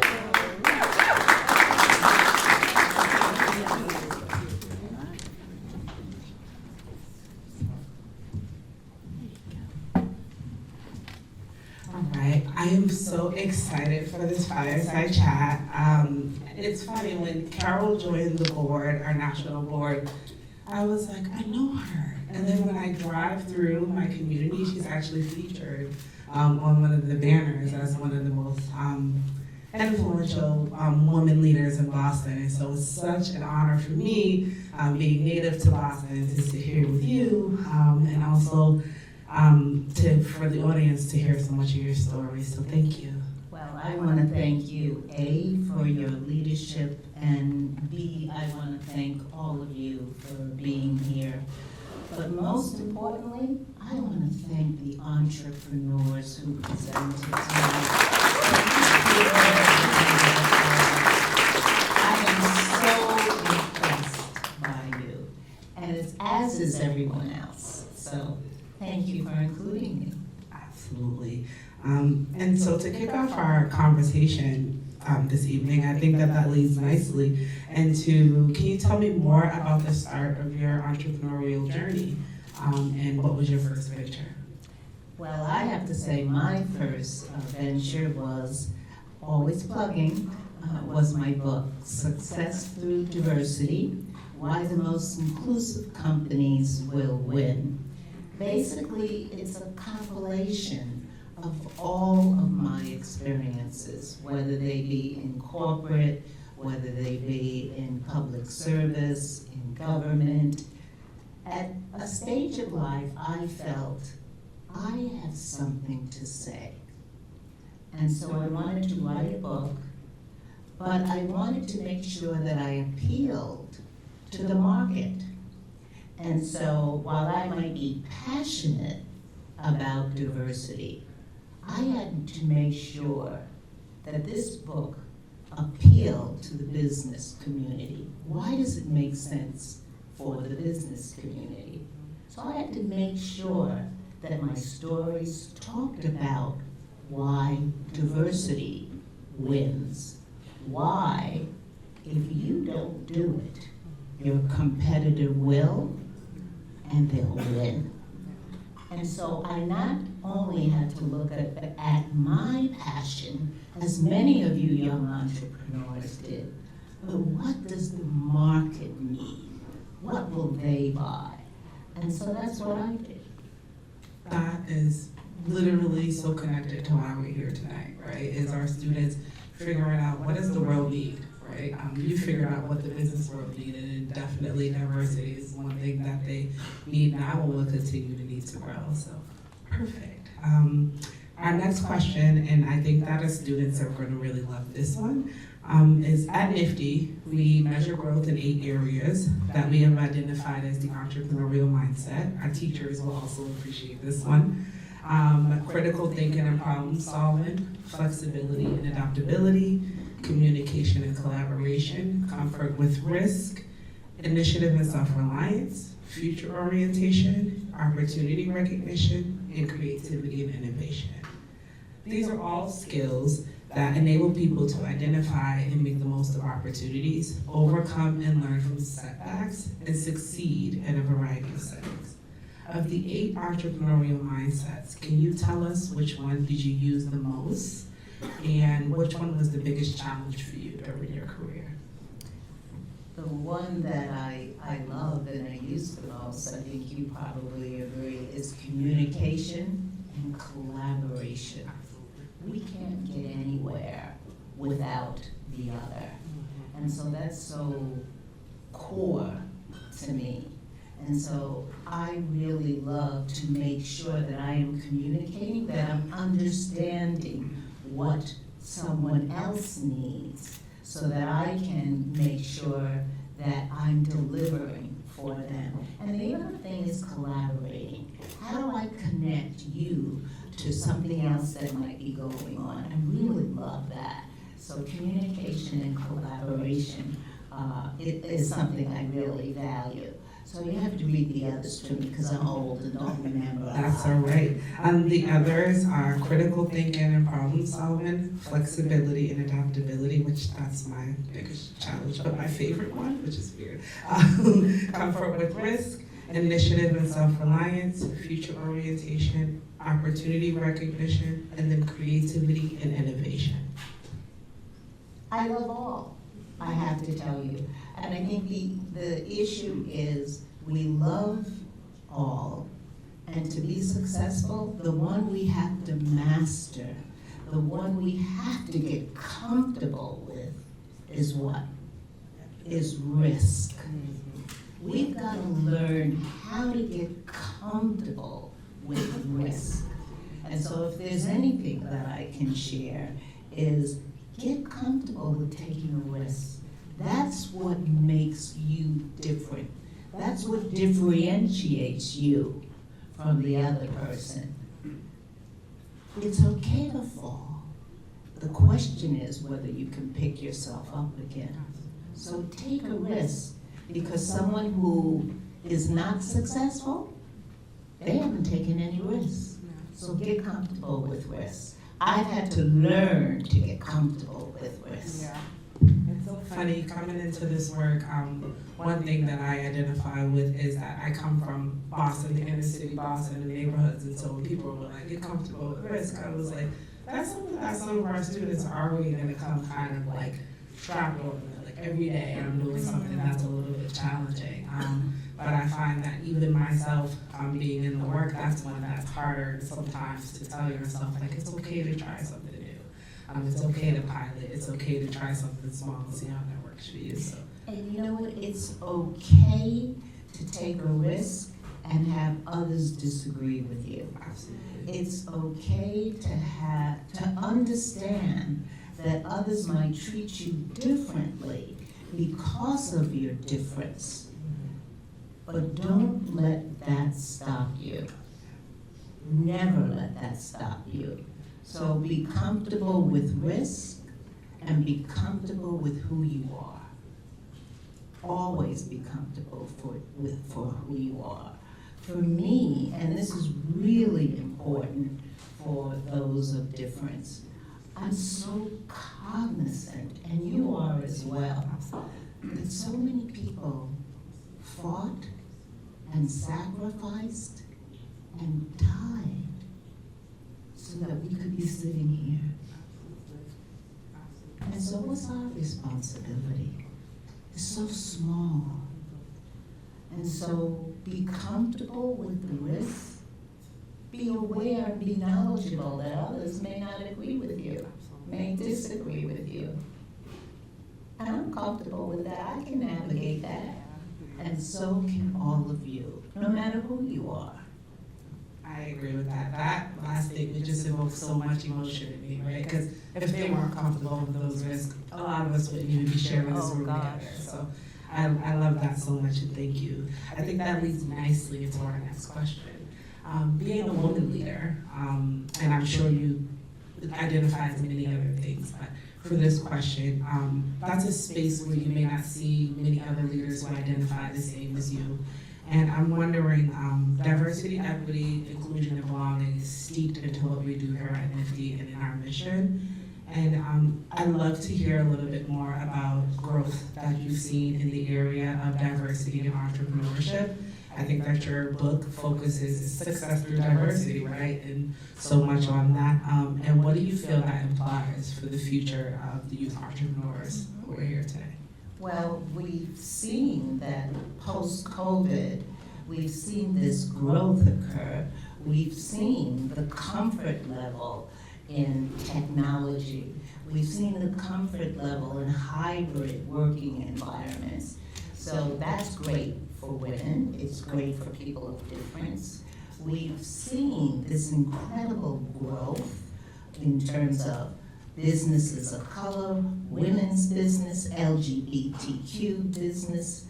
The other thing, again, when we look at market, our marketplace is changing. By 2043, this country will be majority minority. And so that's our clients, that's our marketplace. 40% of Gen Zs are of color. And so young people are different, and they value difference. And so that's energizing. It's a way to really embrace inclusion of all kinds. And so that's what I see different. And entrepreneurs, the work that you've seen today, that's different. We didn't see that 10 years ago. First of all, you and I, when we were their age, we were thinking about getting dresses and getting sneakers maybe, but we weren't thinking about building businesses. So I look at these young people and I say, if they're like that today, what are they going to be like in 10 years? And that's important to understand. Appealing to a marketplace that is far more diverse, and their futures are nothing but bright. Absolutely. Even if you think about our MC tonight, Kisan, like, who is our terrific, by the way. He is outstanding.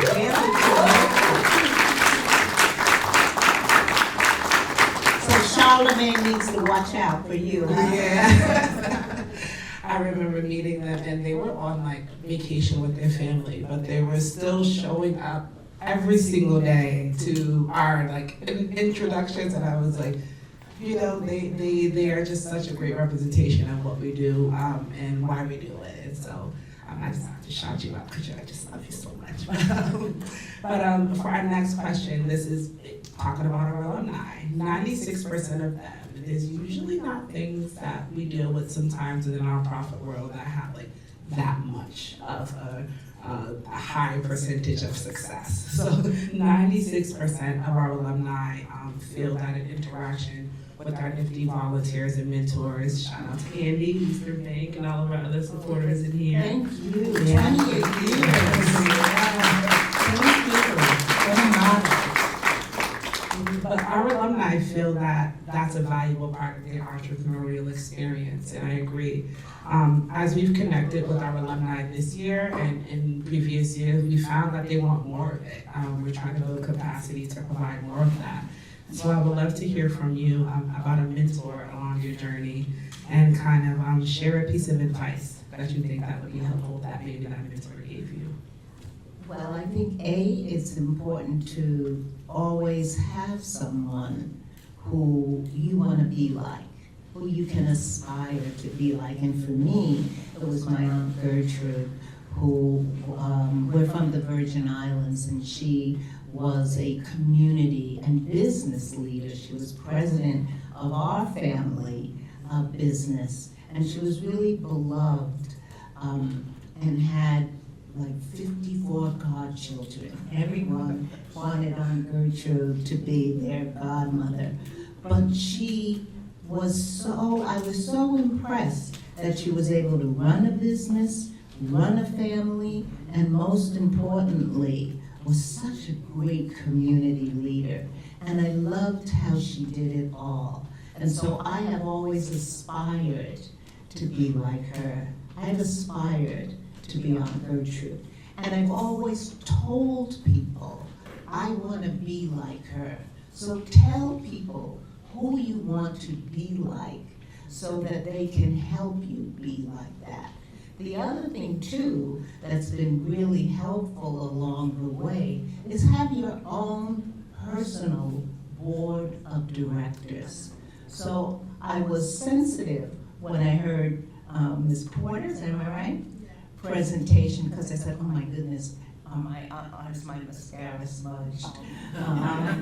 But have your own personal board of directors. So who are those people in your life who are going to tell it to you straight? Who are going to tell you, no, you're wrong, or suggest, you need to do it a different way. But who are your board of directors? And I have my own board of directors, I call it my kitchen cabinet, who really help me and we help each other. So having a mentor, it doesn't stop. And so know that. And so begin now with having a mentor, but having your own kitchen cabinet. Perfect, I love that. It's funny because now I'm thinking like, who's my kitchen cabinet? Right. But I'm like, Jen. We just lean on each other, but Jen, we need to work on expanding our kitchen cabinet. Thank you for that, Carol. That is a valuable piece of advice, not only for our youth entrepreneurs, but I think everyone in here sees some leaders shaking their head. That's I bet you have a kitchen cabinet. I bet you have your personal board of directors. Right? Not only your board of directors, but your personal board of directors. Yeah. Lisa is like, absolutely. One thing Lisa actually mentioned is that no one gets anything done alone. And I just think that that's powerful. Not the first time that I heard it, but every time that I hear it, I need to hear it. So thank you for sharing that. And speaking of that, I have to share with you a saying that Lisa, to piggyback off of Lisa's comments, and it's focused on you too. And it says that a leader without a following, without people to help, without people who believe, without people who you're bringing along, who believe in you, a leader without a following is just someone out taking a walk. Yeah. So who are you building? Who's following you?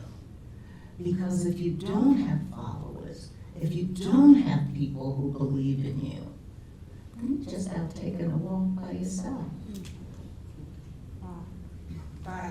Wow, you know what? I think this fireside chat is for me, you all, everyone. Because it speaks so much to exactly where I was leading, where it was gonna talk more about networking and kind of like how bringing that community together really helps to empower whatever it is that you're doing. And I think that that is a powerful piece that you're saying there. It's like, who do I bring along on this journey, but also who advises me to keep me straight on this journey as well. And that is just powerful, and I think everybody can continue to pick up these gems and take them like rocks as we're leaving here tonight and let them weigh on you so that you do carry them. I see that our judges are stirring a little bit, and so I'm gonna lead us into one of our last two questions, and then we'll do our rapid round. Okay. And then you can definitely take time to see anything else to the audience or about your book that you would like. So I think that I'll choose this next question. As you continue to go forward in your career, what is something that you find keeps you motivated? Well, that's a tough question. I like that.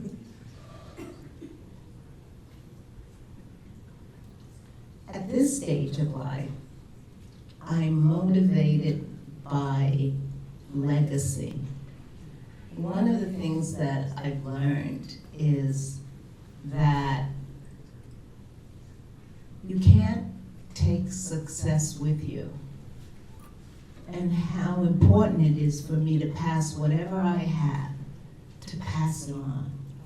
Because when I die, if I don't pass it on, it dies with me. And so it's so important for me to pass the baton and to give whatever I have to others so that I can leave that, so I can be that Aunt Gertrude to others. So that's what's important for me at this stage of life. That's beautiful. I feel like I don't even want to finish with the fire round. I feel like I want to give you just a few seconds to talk about your book. I know that you brought a copy here, and there were a lot of people in the room who might be interested in learning a little bit more about it. Well, I'm thrilled by the book, and one of the things that I didn't know, I thought when you write a book, then you're done, and you get to rest. But what I hadn't realized is you write a book, and then you have to go out and market it, and that's exhausting. And from this book, I'm delighted, but from this book, as was said, there's been over 100 speaking engagements that I have done, and it's allowed me to sell 15,000 copies.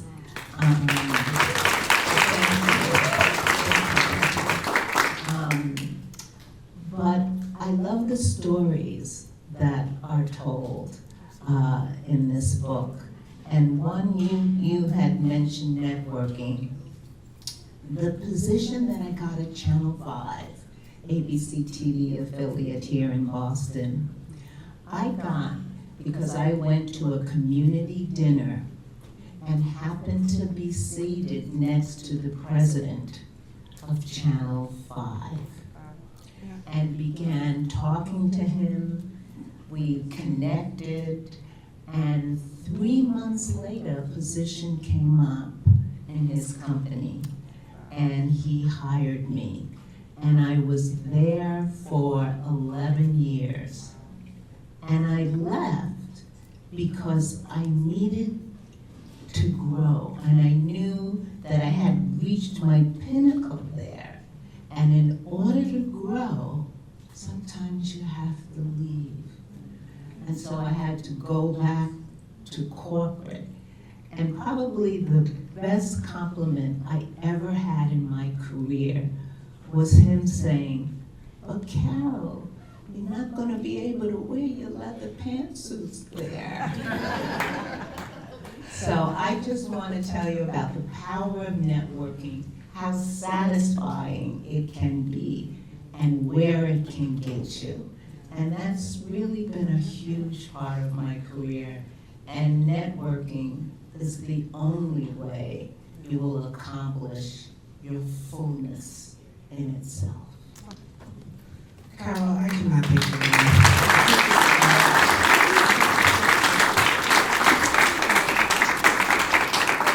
And we're lucky, she's on our national board, so shout out to JD, good job. Thank you all. Thank you.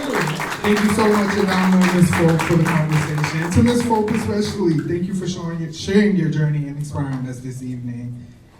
Now, for the moment we've all been waiting for, I'd like to ask my finalists to come join me here on stage.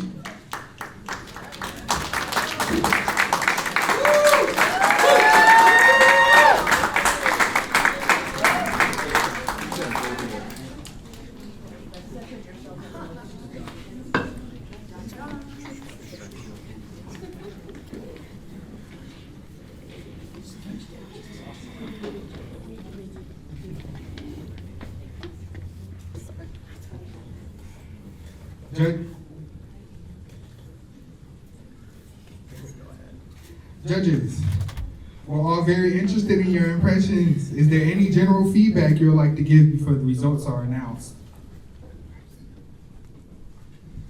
So first, amazing job. I don't think I could do that in high school, and to watch you do it is just off. I mean, awe every time. As you go forward, the key is remember what your passion is, and really get that across as well as your drive. Because even if it veers, changes, whatever else, that's what's going to make you successful.